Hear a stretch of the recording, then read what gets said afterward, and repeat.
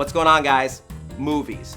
They come and go, but certain films stand the test of time. They become nostalgia. They become beloved classics. And today, we are going to look into the future and tell you a few films that we think are going to become our modern future classics. And we got a pretty cool panel of movie lovers to talk about it with. First, great friend of the show. He is my biological father, not really. From Access Hollywood, Scott Mantz. Hal, it's great to be here. Another great movie lover.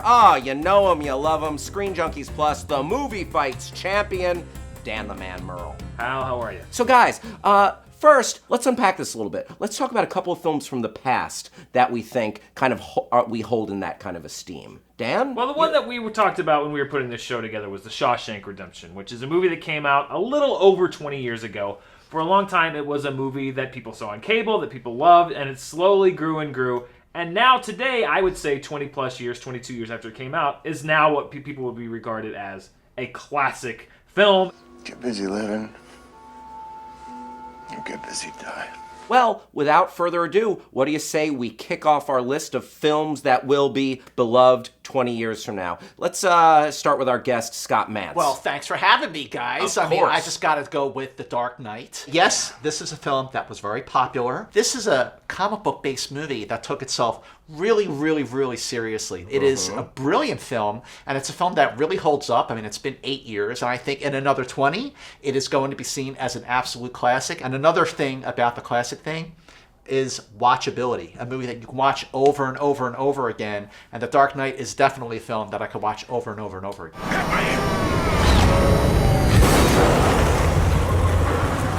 The Dark Knight is a very good movie with a great performance in the middle of it. I honestly, and I'm a huge fan of Batman, I honestly don't know if I would say that in 20 years from now it's going to be a classic movie standing alongside every other thing. It is certainly a classic of the comic book genre, which is huge right now. And I think it is a very good movie. I think as for me, as time has gone by, some of the flaws that I maybe didn't see have kind of started to reach the surface. It's not a bad film. I think it's a very good film. I'd err on the side of Scott, but Dan, valid points. Dan, what's one that you see living up to this billing? For me, I mean, if we're going to stay in the franchise films, because there's one that came out that I think is part of a long-running franchise, much like The Dark Knight, which is Casino Royale. If no other James Bond movies existed, I still think it would be a fantastic action movie. It's got great intrigue. It's got a great plot. It is, as Scott said, rewatchable. It's an exciting film, and I think that it is up there with the very few Bond movies that are legitimate classics, like Goldfinger. I think in 20 years, it will stand with Goldfinger as a classic. Vodka martini. Shaken or stirred? Do I look like I give a damn? We've had one Nolan film so far, The Dark Knight. I have another Nolan film to add to our little collection, Inception. He takes you on this journey that keeps you guessing, that confuses you, course corrects, and excites you. It's like no cinematic experience feel like I've had in my lifetime. More than anything else about Inception, it's the layers of that film, that it keeps going from layer to layer to layer, and the bottom level affects the layer above it, that affects the layer above that affects the layer above that. It's brilliant, and we're talking about movies that are not just masterpieces here. We're talking about movies that are going to hold up, that people are going to regard as classics in 20 years. That is a movie that absolutely qualifies, and it deserves to be seen as a classic in 20 years and 200 years. Wow. I agree. I think that, I don't think it's necessarily Christopher Nolan's best movie. I think that might be the Memento or the Prestige, but part of being a classic that's going to hold up in 20 years is influence and how influential it is. And Inception, whether you love it or hate it, changed the way movies are marketed, changed the way movies are scored, changed the way a lot of these movies look, changed the way that action is shot. Like Inception, if you go back and how many movies market themselves based off of how Inception marketed itself? How many scores are scored the way they did it because of the way that Hans Zimmer scored that movie? Wow. Exactly.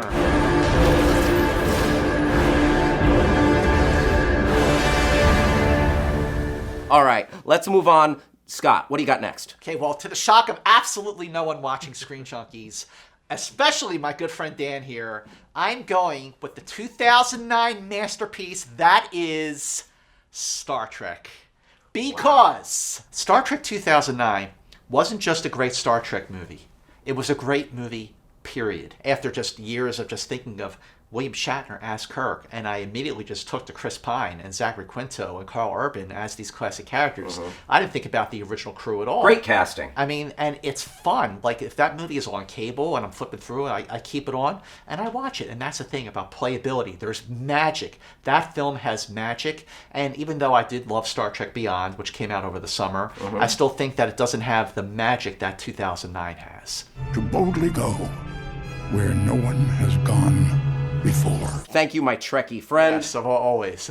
Dan, let's hear another choice. Well, stepping out of the franchise shadow for Yes. a second, there's a movie that I fell in love with the first time I saw it. I've revisited it a couple of times. And a lot of people, I think, would argue very vociferously against this movie and say it's the opposite of a timeless classic, but I disagree. It's Boyhood. I think Boyhood is a movie that captures a very specific moment in history. It captures 12 very specific years, and it does not try to make those timeless years. It hones in very much on the trends of the time, on the music of the time, on the style of the time, and a lot of people would say that, well, that just means that in 20 years no one's going to be able to relate to it. But I disagree, because it does it in a very timeless way, because it's not nostalgia exploitation. These are things that are featured in a way as visual cues to people here now to let us know we've jumped a year ahead or this is about the time. But I think that the themes of that movie, maturity and growing up, the way that you see your family, the way that your family sees you, the way that your relationships develop. That's timeless stuff.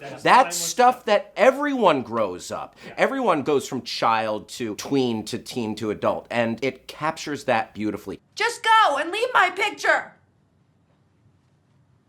Aren't you jumping ahead by like 40 years or something? I'm going to pick one that's part of a greater universe. Guardians of the Galaxy. Okay, why? What a fun ride. What wonderful aspects it introduced into the Marvel Universe. It's such a fun buddy comedy in space action movie. The elements that it introduced and that brand of fun with that soundtrack, man, I could see that as a movie that I would love to revisit years from now. Hey, you know what? There's another name you might know me by. Star-Lord. Who? Star-Lord, man. Legendary outlaw. I could see why Guardians of the Galaxy is on your list. I could see where it would be a beloved classic 20 years from now. There was a vibrancy to it. There was a confidence to it. And now could be its own cinematic universe. Yeah. You know, so I could see your point with Guardians of the Galaxy. I support that decision. Thank you, Scott. Dan? I think that Guardians of the Galaxy is a really fun movie. I think the question is going to be how long does the superhero bubble last, and how many more movies are going to be inserted into it. In the same way that I think you saw very few Westerns emerge from the 40s, 50s, and going into the 60s, I think the reason why that is because there were so many of them, and that over time they all began to merge together, and you had to be truly exceptional to stand out from that pack. I think that's where the verdict is going to be with Guardians of the Galaxy. That being said, Scott, challenge us with another choice. Okay, I went with pretty mainstream hits with my first two films. My third choice, and might be my favorite of the three, is not a mainstream hit at all, but I was talking about a film that was groundbreaking and trailblazing, and a movie like The Shawshank Redemption was not a box office hit, Children of Men. The way it looked at the very near future and the way there were technological advances mirrored against the decaying infrastructure reminded me a whole lot of Blade Runner. Another film that was not well received critically or commercially when it came out in June of 1982, but is now seen as one of the most groundbreaking films of all time, Children of Men, is the Blade Runner of the 21st century. You just put that movie on the top of my rewatch Oh, good. list. Awesome. Yep. Okay. No lie. I gotta iTunes that stuff. Nice. Yep. Dan. Well, I feel like this kind of mixes everything we've talked about yet. It's post-apocalyptic future. It is part of a franchise, but it is also one of the most original movies I've ever seen. My last pick is a movie that came out just last year. Some people might say that I'm a little premature on this. I wholeheartedly believe that people will still be talking about this movie in 20 years, and that is Mad Max Fury Road. The other Mad Max movies, Road Warrior and the first Mad Max particularly, are already, I think, bordering. I wouldn't quite say that they're classics, but they are definitely well remembered. Road Warrior definitely is. This movie, I think, stands head and shoulders above any other Mad Max movie. There's people that don't like this movie, and the thing is, well, it doesn't have any story. It's all flash, and it doesn't have any story. And I disagree with that wholeheartedly. It has themes that I think are universal, themes about redemption, themes about what to do when you lose everything. I think that this is a visually poetic movie. A man reduced to a single instinct. Survive. I will say this about Mad Max Fury Road. Yeah. Okay, you talk about how there are certain people who think, oh, it's all visuals, there's no story. Mm-hmm. Right here. Okay. Okay, now, I'm absolutely in the minority on Mad Max. I fess to that, and that's okay. The hardest thing, I think, is it's one thing to champion a film that not a lot of people like. Yeah. It's another thing to be in the minority for a film that everyone else loves. That's the case with Mad Max Fury Road. Thought it was a great ride. I had fun.